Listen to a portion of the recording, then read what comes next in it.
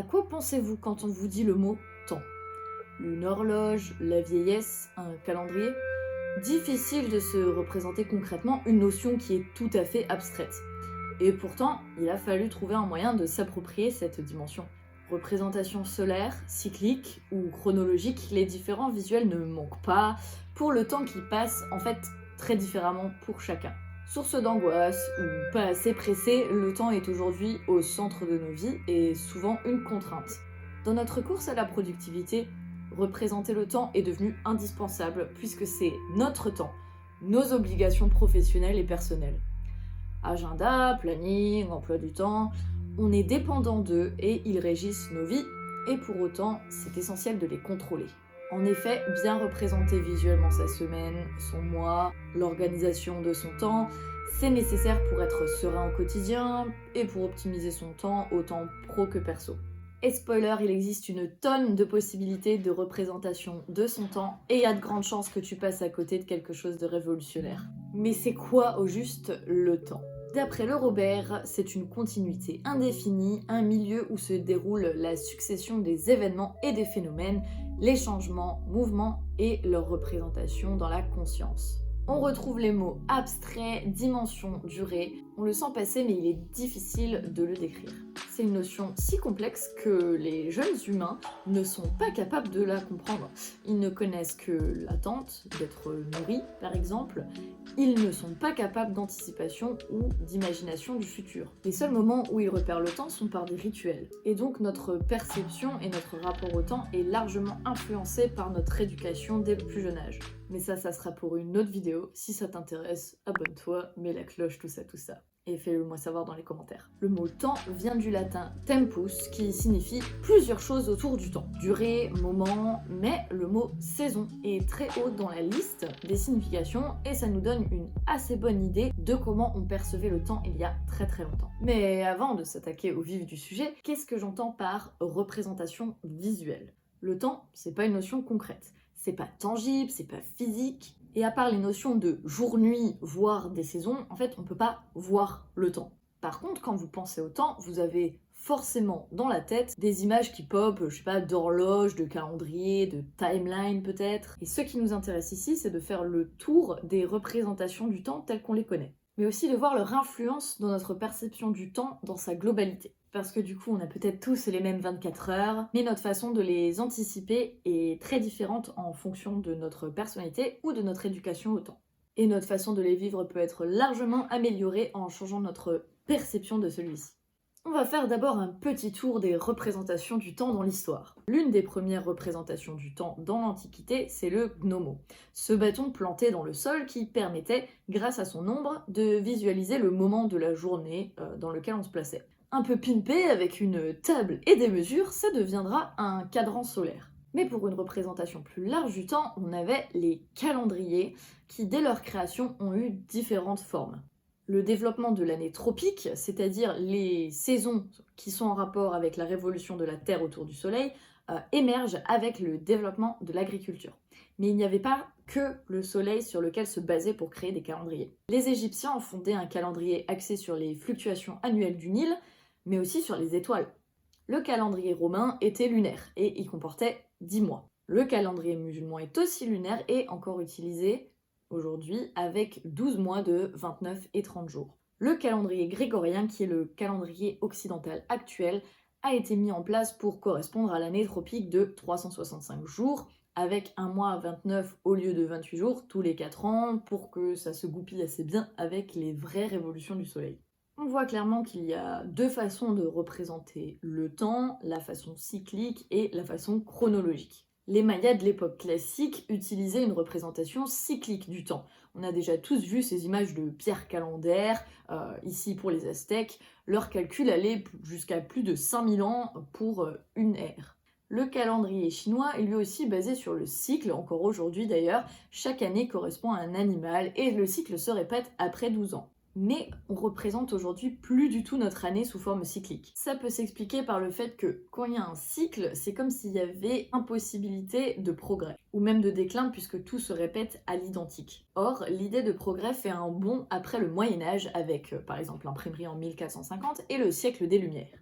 Mais quand a-t-on commencé à voir notre vie de façon chronologique? C'est-à-dire un développement d'événements qui se succèdent les uns après les autres et qui, en principe, vont vers un progrès. En fait, dans l'histoire, on a commencé à voir la chronologie dès qu'il y a eu une notion de passé, présent et futur. Mais on s'imaginait que tout dépendait de la météo, par exemple quand on prend les Mayas, ou alors des catastrophes naturelles, des changements climatiques. Mais tout a changé alors que la monarchie est en déclin à la fin du XVIIe siècle, et alors que le peuple devient souverain dans la Déclaration des droits de l'homme et du citoyen. En fait, les savants ont commencé à imaginer ce que les humains pouvaient devenir. Et il y a eu un intérêt bien plus grand pour l'homme, pour l'humain en lui-même. L'idée de progrès prend toute sa place et les repères se font de plus en plus importants.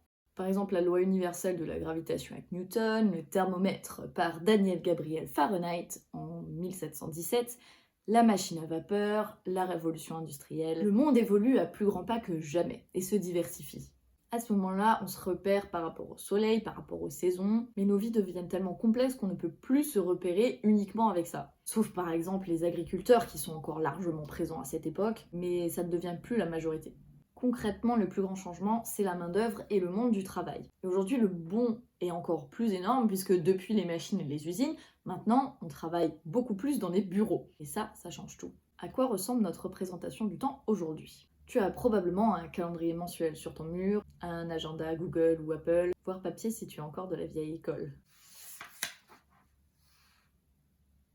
Rien de nouveau, tu me diras. Mais je suis justement là pour remettre en question nos grands acquis. Le format universel ou occidental, c'est de commencer son année en janvier, son mois le 1er, sa semaine le lundi, ou le dimanche pour certains pays. Et même sa journée vers 8h.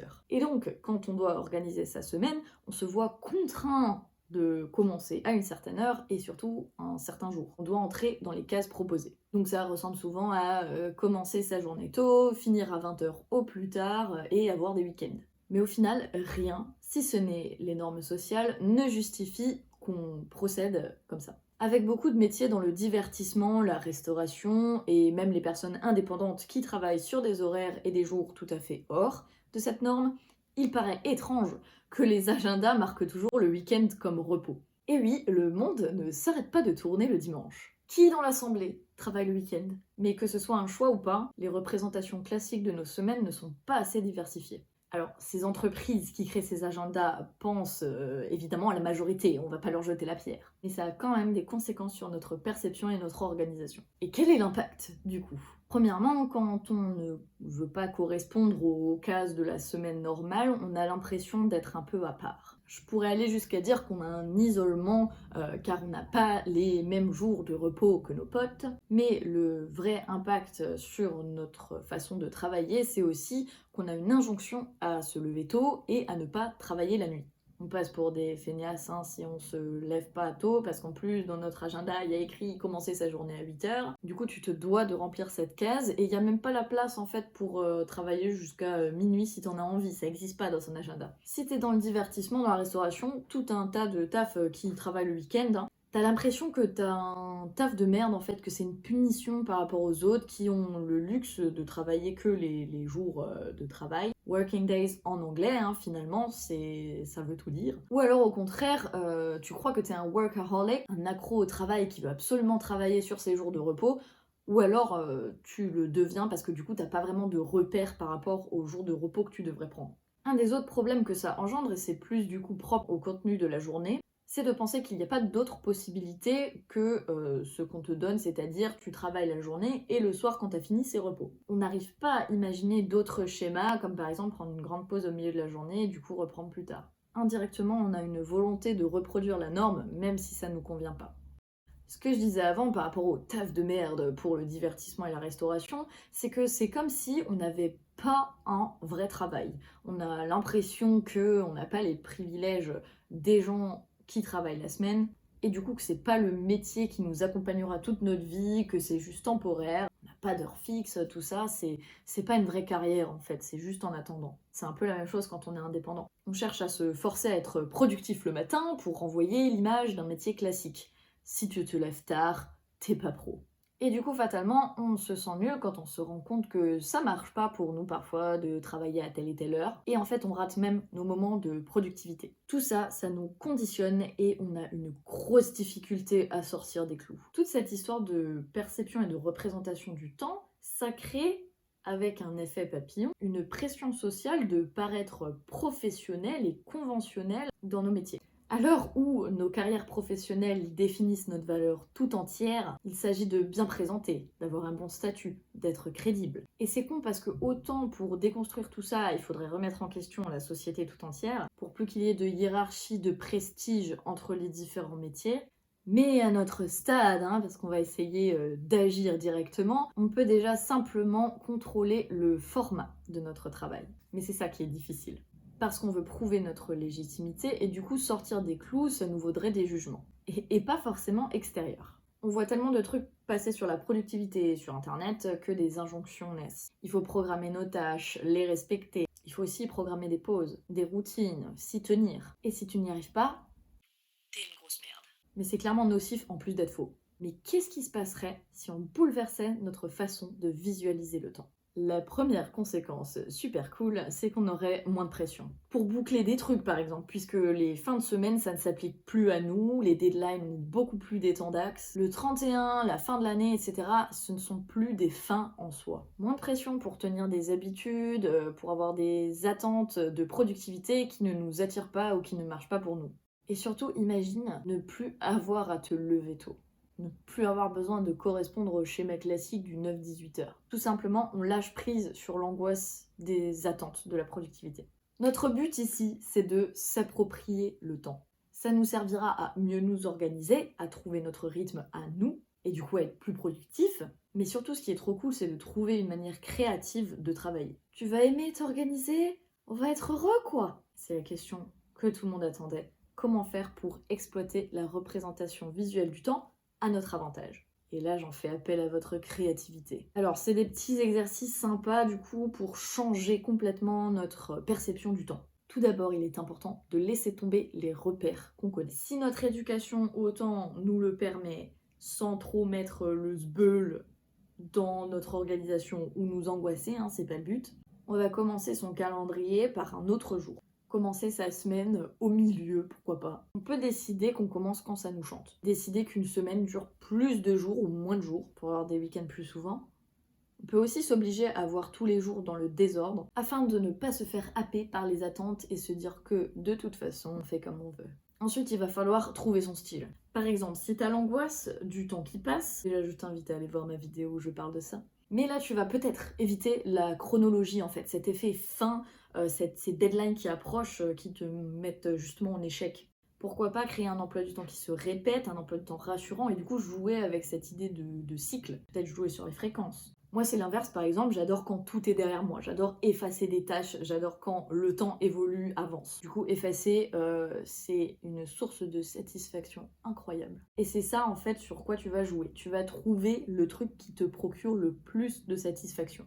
Est-ce que c'est quand tout est beau, quand tout s'imbrique ? Là, c'est vraiment la puissance de la représentation. Je compte pas le nombre de gens que j'ai sauvés rien qu'en les sortant de l'emprisonnement de représenter leur emploi du temps d'une telle et telle façon. Par exemple, t'aimes quand c'est flexible et quand il n'y a pas d'obligation. Qu'est-ce qui te plaît dans le fait de vivre le temps ? La prochaine étape, c'est de choisir ton support. Est-ce que tu préfères les agendas numériques, peut-être les applications ou les logiciels ordinateurs ou plus sur mobile ? On a Notion, Trello, ClickUp, les rappels de ton téléphone, ou alors des trucs plus libres mais toujours numériques comme des notes ou des tableurs. À l'écrit, c'est-à-dire quelque chose de matériel, les agendas, mais pas que, et aussi il y a plein de formats d'agendas.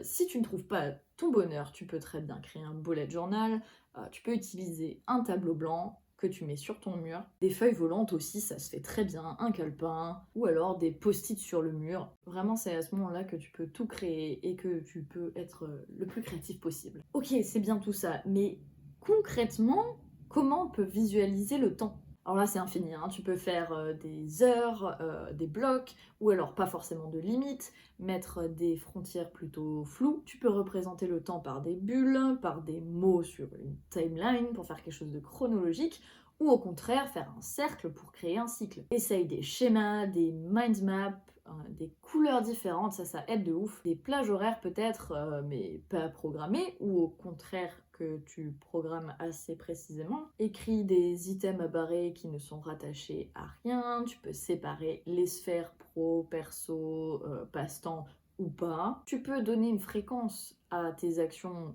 ou alors au contraire te renouveler sans cesse. Tu peux utiliser des magnets pour un tableau et te placer chronologiquement sur une ligne ou encore une fois un cercle. Pour ne pas se perdre, mon conseil ce serait d'avoir une place pour chaque chose, un système qui, même s'il est chaotique, a sa propre légende à toi, ta propre méthode qui est définie. Par exemple, centraliser tous tes rendez-vous et tout ton planning, c'est bien, mais le temps, c'est pas forcément une action. Donc tu peux très bien avoir une to-do list volante, ou alors une bible de tes rendez-vous et de ton planning, ou au contraire, jouer la liberté, avoir tout en tête. Et là, encore une fois, il faut que tu sois clair avec toi-même. Moi, je fais une petite différence entre planning et emploi du temps. Mais bon, concrètement, il n'y a pas de différence entre les termes, c'est plutôt quelque chose de personnel. De manière générale, c'est organiser sa semaine avec des repères temporels et programmer des trucs. Mais pour moi, un planning, c'est planifier. Donc, programmer des tâches à l'avance et on va dire que ça se renouvelle assez souvent. Tu dois à chaque fois refaire un planning. Alors que pour moi, un emploi du temps, c'est plutôt des activités qui sont déjà distribuées, qui se répètent. Un peu comme à l'école où tu as un emploi du temps qui se répète toutes les semaines. Donc il y a un côté renouvellement au planning qui est plutôt répétitif dans l'emploi du temps. Et à ce moment-là, c'est toi qui vois qu'est-ce qui est le plus rassurant et qui marche le mieux pour toi. Et enfin, ma petite botte secrète, ce serait de faire appel à la synesthésie. Alors la synesthésie, c'est de base un phénomène neurologique qu'une petite partie de la population peut expérimenter. C'est un phénomène où 2 ou plusieurs sens sont associés.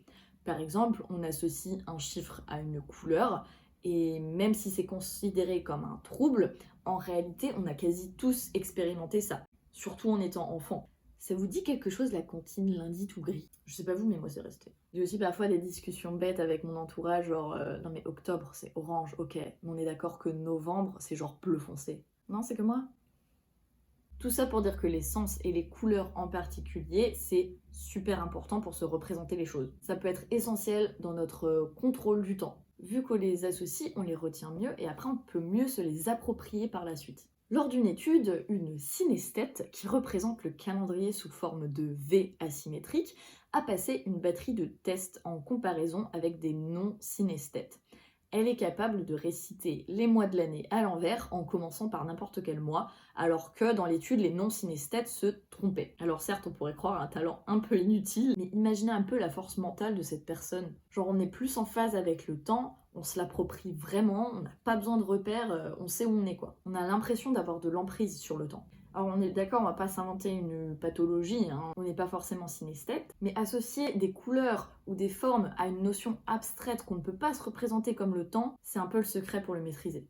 On le rend un peu plus accessible selon nos propres codes. Pour conclure, on pourrait dire que le temps n'existe pas et que du coup tu peux en faire ce que tu veux en tentant d'être un minimum en phase avec le monde dans lequel tu vis parce que tu as toujours des rendez-vous, y a minimum une norme sociale à respecter, on va dire. Tu vas pas devenir Dracula dans ta grotte ?